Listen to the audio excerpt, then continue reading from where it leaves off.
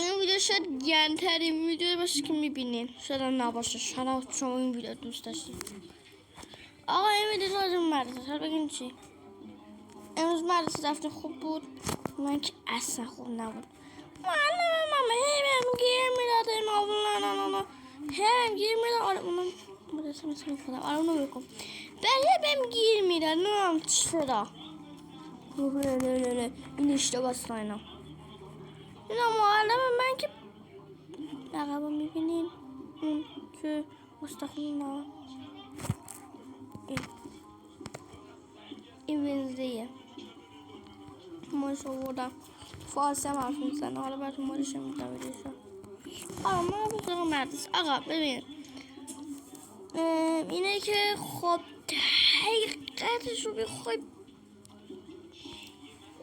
فردا قشنگ میتونیم بریم تو نیازم نیست بریم. چون چهارشنبه است. فردا پنجشنبه است. بس آره دیگه پم نمیتونیم بریم. خوشبال همه خوشبال همه ایران مدرسه ایرانی ها. آره ولی خب آره دیگه شما دوست پیدا کردین.